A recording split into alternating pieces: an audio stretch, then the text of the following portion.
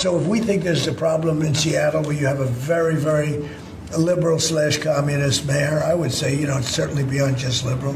I watched her over the weekend. Wow, that's another beauty we got there. But if we think there's going to be a problem, Johnny, can I say we will move? I don't think you're going to have this problem, but we're going to move the event to some place where it's going to be appreciated and safe. Seattle Mayor-elect Katie Wilson isn't even in office yet, and she's already under fire from President Donald Trump.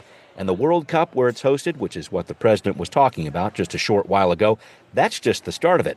The Trump administration is also targeting our region's housing first approach to homelessness, with what looks like a major shakeup in federal funding. Plus, if you want to get a building permit in Seattle, it'll cost you a little bit more. This, as the city council is just inches away from the finish line on its budget. All this and more this week on Seattle News, Views, and Brews, your coffee break political podcast. I'm Brian Callanan. I'm a host on the Seattle channel. The views expressed here are mine. I'm with my friend and co-host, David Croman, City Hall reporter for the Seattle Times. David, I struggled with this news last week, too.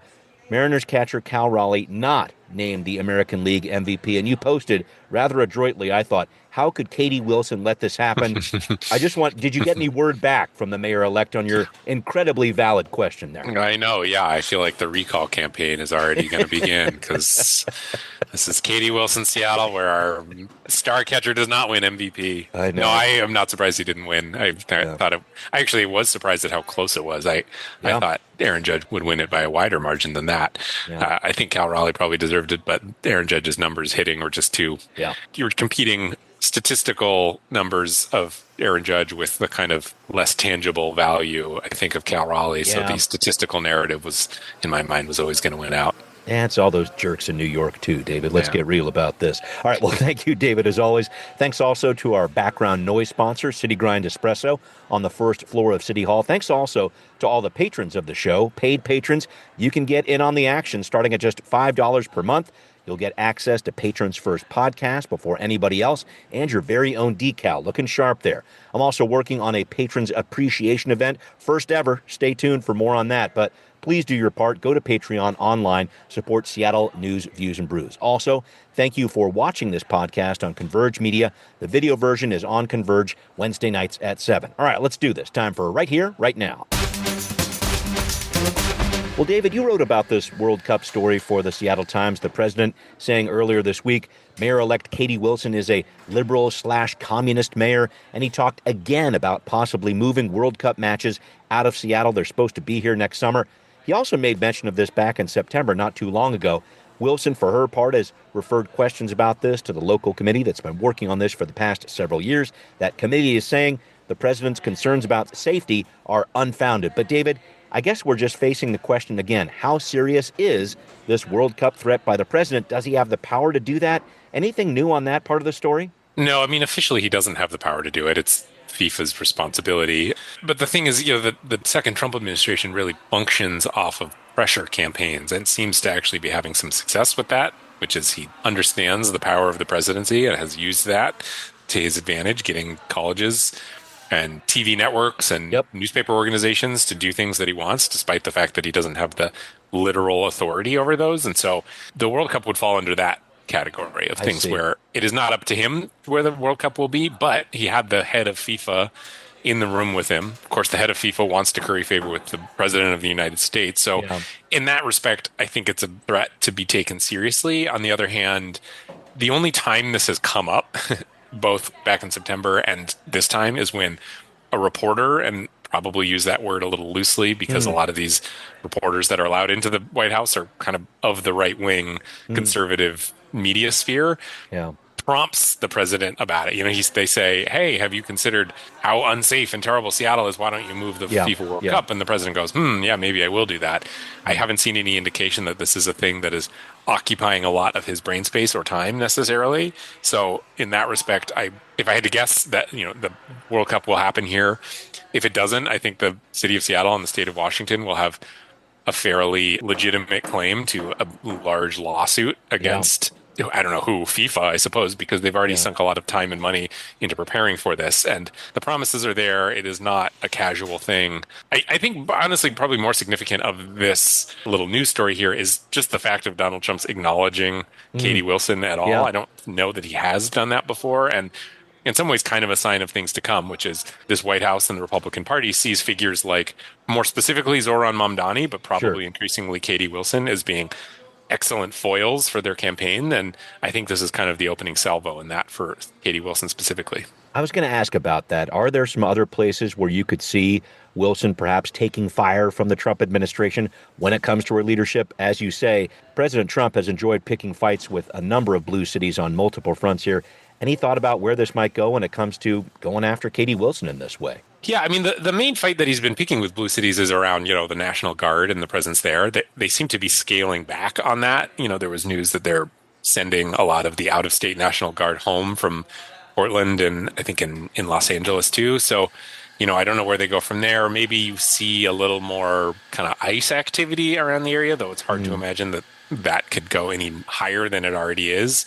I think more than anything, probably Katie Wilson will become a target of their political machine. Maybe not as much as Zoran Mamdani, just because she's in Seattle and Yeah. she's not quite as, I think she would be the first to agree with this. She's not as charismatic of a figure as Zoran Mamdani. But, I think there's plenty of opportunity for them to find clips of her talking about the police or whatever it might be and to blast that out. Again, use her as a foil. I think that is, to the extent that she finds herself kind of in the crosshairs of the more conservative base and Republican Party, I think it's in that respect, which is as a foil. Yeah, I could certainly see that too, and we'll also see if Katie Wilson selects that transition team. We're expecting to hear some more news on that later this week, and we'll definitely follow up on that as those details come through.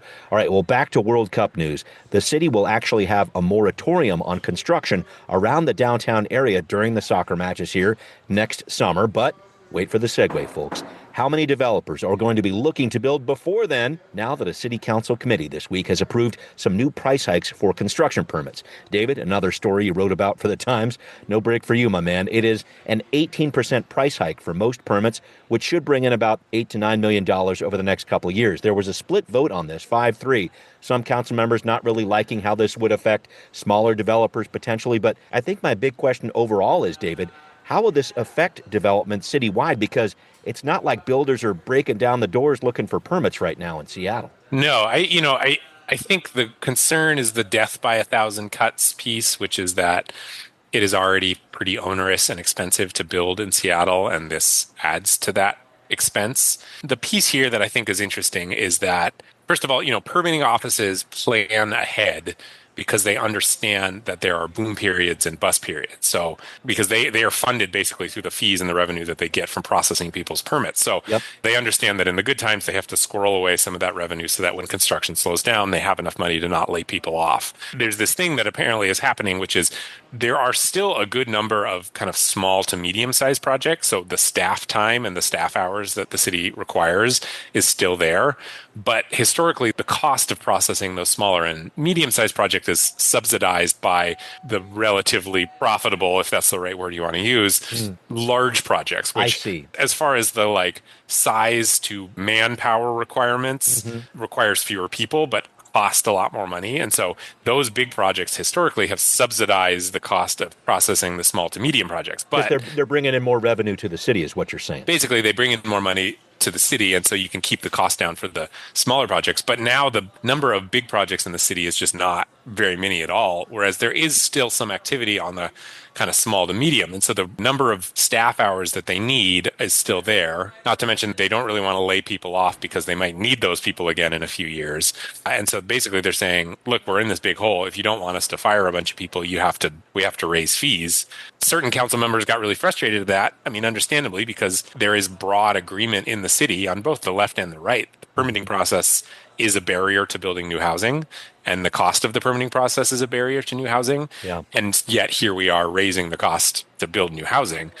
People like Councilmember Maritza Rivera says that she didn't fully understand this issue earlier in the budget process. Otherwise, she would have pushed to just take more money out of the general fund and maybe cut some other program to fund this. Right. As it stands, they basically are out of time and they have to make a decision. And so they were kind of left on Monday with either we raise the fees or we fire people. It was a tight vote, but they ended up going with raise the fees. Yeah, and I think this really brings it back to a point that Budget Committee Chair Dan Strauss was making very early on in the process. He did not want to have last-minute changes like this. I would have to say he was talking about this with all of the council members there, but then he sponsored this change himself, essentially. And I know it's always a delicate balance here. You don't want to throw off those final numbers on the budget. Is that what Strauss was trying to do here, just kind of thread that fine line so it wouldn't get thrown off, this whole budget process that they've been working on for months? Yeah, I mean, he said that this came up in a September committee meeting, but at the same time, yeah, I mean, by having the final vote on this be Monday of all days, it left them in a position where they don't have the time to try and figure out some other budget fix to this. And so it does mean that council people are in a position to have to decide between either throwing the entire budget out of whack, laying people off, or raising these fees. Again, Councilmember Strauss says that the other council members should have had enough information that somebody could have proposed a budget amendment that would have funded this out of the general fund budget. As it stands, though, if your priority is good governance, it's not a great look that they were having this discussion with 1 week before passing the budget, and basically it's finalized at this point. You know, regardless of whose fault that is, it's not ideal that certain council members are kind of begrudgingly voting to raise construction and permitting fees by 18% because they just feel like they don't have any other choice and they ran out of time. Yeah, that's a tough one. And then the other tough part is that even with these fee increases, the Department of Construction and Inspections, which we're talking about here, that handles these permits, they're still going to have a budget deficit next year. There's no way around that. So we'll see where that story goes in the week ahead, and we'll definitely have a recap on the budget coming up next week. But I want to tell you about something coming up. Back to concerns about cuts in federal dollars coming to our region, this time when it comes to homelessness, a rebuke from the Trump administration regarding our region's Housing First strategy. What does that mean for our ongoing homeless crisis? More details next on Now Hear This. Well, some big news at the end of last week. The Trump administration has released some new restrictions when it comes to where federal dollars are going to be spent on homelessness. Put simply, the president does not like the Housing First model our region has in place, which establishes putting people into housing first, then solving the medical, behavioral, or substance abuse issues that might be there. He wants more shelters, and if you want housing, he wants requirements in place, like you have to work, you have to accept treatment. Councilmember Alexis Mercedes Rink was one of many who realized last week on the city council this could put more than $40 million at risk when it comes to homelessness funding for our area. She wants to backfill that with more local funding. Without local and state government intervention, our region's network of housing is gravely at risk. This has been acknowledged by 42 Senate Democrats, including Senator Patty Murray, via a letter sent to HUD Secretary Scott Turner, noting that this action all puts HUD on a path which, quote, risks causing a dangerous spike in street homelessness and creating chaos in urban, suburban, and rural communities alike by forcing nearly 200,000 chronically homeless Americans with disabilities and families back onto the streets. David, I'm actually hosting a forum on this topic at Seattle Channel this week, and I would love your insights on this. How big of a problem do you see this being for the city and county? They say their Housing First model is backed up with data. The president doesn't see it that way. What's going to come out of this? How will this really impact our region's response to homelessness? What do you think? It's a big deal for Seattle because, well, in the region, is because they very fully embraced Housing First as the model that basically the entire system would be predicated on. I believe it's baked into the King County Regional Homelessness Authority's charter, which is that we follow data-driven Housing First solutions. And so a lot of the providers have bid on contracts from King County at this point that is predicated on doing Housing First policy. So it puts them in this position where they can't not do the thing that they were contracted to do, which is a Housing First policy. Yes. At the same time, if they don't bow to what the Trump administration is saying, they're probably going to lose federal money at the same time. And so it's kind of an impossible situation for them. And $40 million vanishing from this system would be significant. I think probably the likely result would be the city doing a levy or something, probably raising more money to keep this from happening rather than, I don't think, a mayor-elect Katie Wilson wants to oversee the closure of however many buildings that would be. And so I think there would probably be a hard discussion about where you would get this money from, because I just don't think it's possible for a lot of the housing providers in the region to do what the federal government is telling them to do, because they would be abrogating the contracts that they agreed to with the local authorities. Right. And I did talk with KCRHA's CEO, Kelly Kinnison, about this. This is the King County Regional Homelessness Authority. she really cautioned it's easy to want to throw this out as another partisan move from the president, but she was actually looking at the policy coming from housing and urban development. She was saying, all right, essentially, the feds want more treatment happening.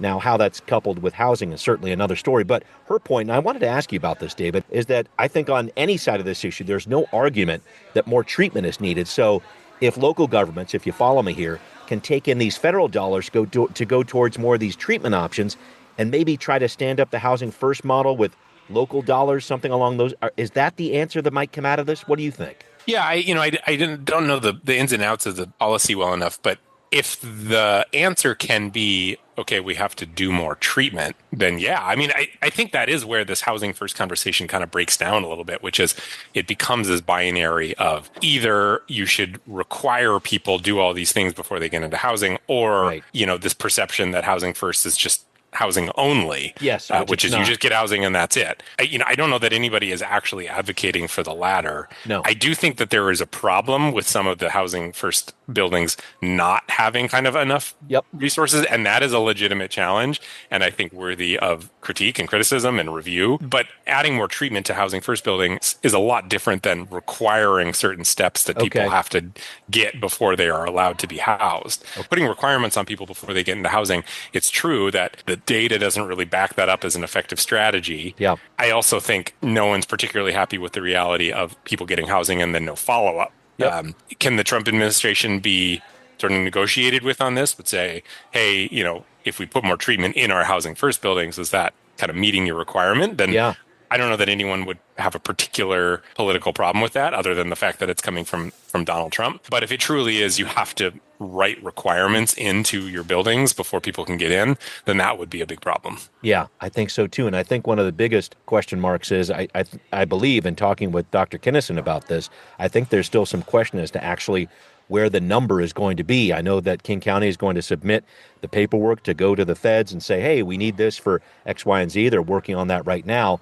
But then when they get a response from the feds come next May, what is that going to look like? How many dollars are actually going to be allocated to our region? I think that's a huge question mark here. And I don't know. I think that's going to be something that plays into next year because as I understand it, Congress has already appropriated what's going on for this year. It's 2026 we need to worry about, right? Right. Yeah, exactly. Yeah. If the answer from the Trump administration was, hey, we don't think there's enough treatment or services in these buildings, here's a bunch of money to set that up, everybody would clap their hands and jump for joy.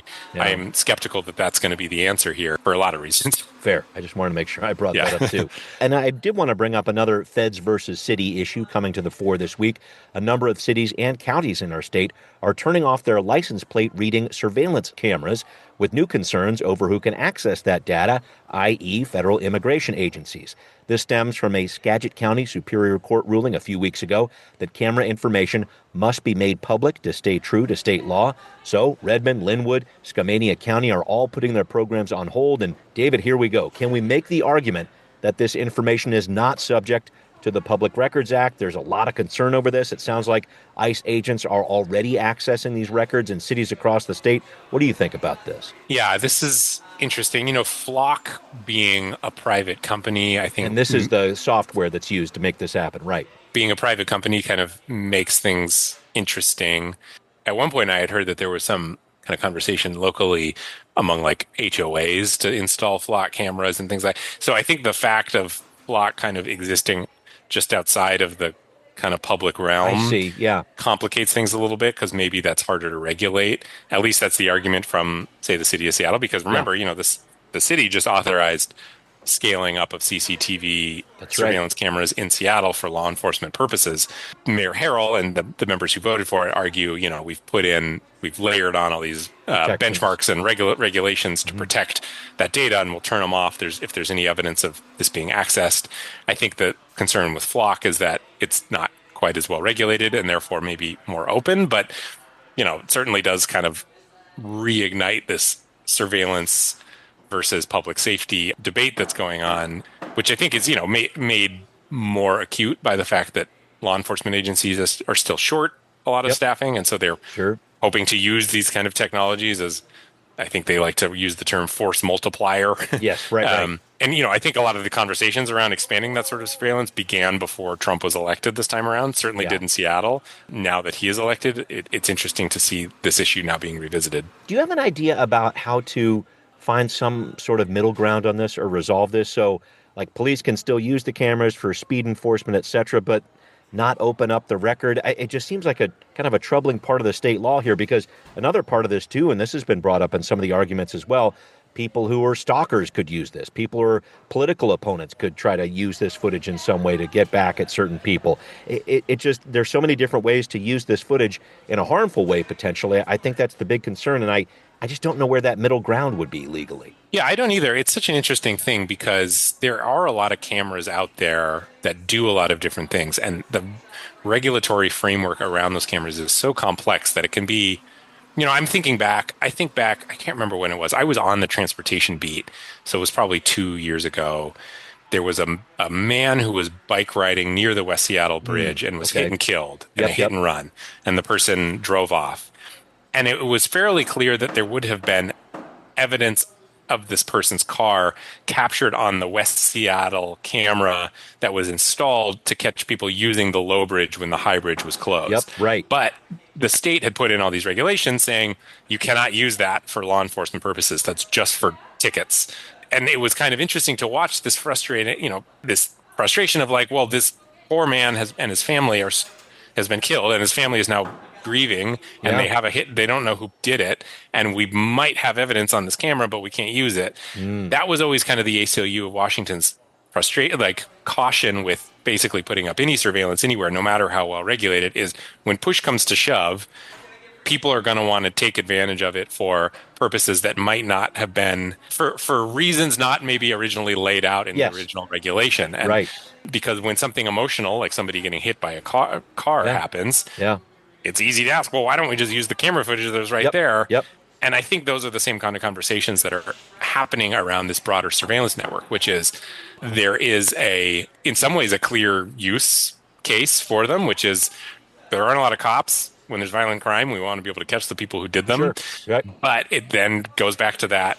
Okay, so when push comes to shove, how does it end up going to be used? People care a lot more about that question in the left-leaning liberal Seattle area when Donald Trump isn't president than they did when Joe Biden was president. Yeah, very true. This is a policy discussion that will be ongoing here. Thank you for breaking that down with me, David. All right, well, coming up, a long-time public safety survey in Seattle that has some information that might surprise you. More on that and how you can make sure your opinion is known on this issue. Coming up on What's Next? Well, folks, there is a public safety survey in Seattle you may or may not know about. It's run by Seattle University. It has been gathering data for the past 10 years about people's perception of public safety.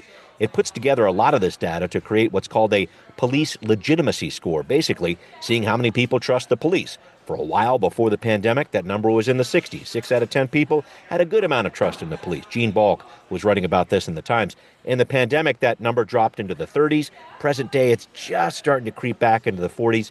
David, I wanted to talk to you about this because it's getting near the deadline for people to put in their responses to this survey. Have you ever checked this survey out? Do you think these numbers have value, or what do they tell you when you hear about that idea about people's perception of the police and how legitimate the police are? Well, at least not for a few years. I haven't taken a close look at that survey. It's very well publicized. They'll put posters even around the city. You can find them with QR codes. So you in can multiple take it. different languages. Yeah, you bet. So they do. They make a really big push to get people to answer to this. I don't know if it's a representative sample of Seattle, but in some ways that doesn't matter because it is the same survey every year. And that to me is always of use. So even if the baseline number isn't perfectly reflective of Seattle, the fact that you can compare it to itself, I think is quite instructive. Yeah, it's about 5,000 to 10,000 people. Usually people on the north side are talking about it more or accessing it more than people on the south side of Seattle. Keep going. Right. So which at a glance would suggest to you that maybe the trust numbers would be a little bit higher if it's disproportionately from the north because, there's more kind of lower income and communities of color in the south end that might historically have less trust in the police department. But again, in some ways that doesn't matter terribly because we have this baseline of what the peak is and what the valley is, and we can kind of see where the city is fluctuating based on that. So I'm not surprised to see it going up a little bit. We're 5 years removed from the protests of 2020. I think electorally, we know that defunding the police is not a popular slogan anymore. We have right. Katie Wilson saying she's going to continue to hire more police. So it's not surprising to me that the trust numbers would go up. Also not surprising to me that they're still not as high as they were pre-pandemic. Yeah, there was one interesting point I wanted to follow up with you on, because it seems like the biggest public safety concern of recent record here is traffic safety. It's not people breaking into cars, things of this nature, which seems like another big shift from where that issue was on public safety a few years ago in terms of that perception. Does that surprise you, that shift there? Because I've heard a lot about that too. Anecdotally, so many people are concerned about that traffic safety piece as a really top public safety concern. It surprises me only insofar as traffic safety and public safety don't often get looped in together. When you hear public safety, like you said, you usually think of cops. But as far as, objectively, what should probably be all of our number one concern, it probably is traffic safety. Just the number of people who die on roads in this country is astronomical, far higher than pretty much any other country. And taking it's moving up in the priority list also doesn't really surprise me, because post-pandemic, we've just seen, I think maybe it's come down a little bit. I'm not following it as closely as I used to, but just the number of people who are killed on the roads has gone up at a huge amount, which there's a lot of reasons for that. I do think law enforcement of traffic code is much less than it used to be as departments prioritize elsewhere. And you can see that in the data. And I think that probably has had an effect, along with, I'm sure, any number of other reasons. But it's a little surprising that it made it into this particular survey, but again, it shouldn't be, because statistically it's among the most likely ways for somebody to die unexpectedly is while driving a car or while walking near cars. Yeah, I hear what you're saying. It's just like, do I feel safe on my streets? That can mean a lot of things to a lot of people there. And hey, folks, if you do want to check this out, this is online at publicsafetysurvey.org. The Seattle University group is looking for responses through November 30th. Takes about 20 minutes to complete. All right, time to wrap up with you here, David. Another Mariners check, if I may. So the team signed their first baseman, Josh Naylor, to a long-term deal, which was awesome. He was a big part of their postseason run. But in a weird way, it kind of threw me off, because this was the deal everyone said they had to make. And then they actually made it, which seems like it breaks with so many years of Mariners tradition of letting players go. What did you make of that signing? I was slightly surprised by it, I have to say. This is counterintuitive, but my favorite part about the signing is that it's a little irrational. Yes. Which is that I think in 4 years, maybe 5 years, Josh Naylor might not be great anymore. I mean, that's just what happens in baseball. But they look at that. And the Mariners of the past would say, hey, we can't make this deal because he might be bad in 4 years. This Mariners apparently say, you know what, it's worth it to get the next 2 to 3 good years out of him and risk that the last couple years are not good. And that to me signals, because I think there's some quote from the Dodgers GM that said, if you're rational about every free agent signing, you're always going to finish third in the contest. It's something like that, which is, I think, perfect. That this ownership group and front office needs to be a little less rational about things and sometimes just pull the trigger on and spend money. And I'm glad to see that they did this. Yes, here's to irrationality. That's what baseball is all about, isn't it? Oh, David, thank you so much for joining me. Thanks to everybody who's listening to Seattle News, Views, and Brews, where you can always find out what's brewing in local politics. If you want to be a patron and support the show, please do. You get yourself a decal, so much more. Go to Patreon online, find Seattle News, Views, and Brews, pledge $5 per month or more, and thank you for that support. You can hear this podcast on Apple, Spotify, wherever you like to listen. We are there. Thanks also for watching on Converge Media. See you next time. Seattle News, Views, and Brews is an independent production of Callanan Media Services. Copyright 2025.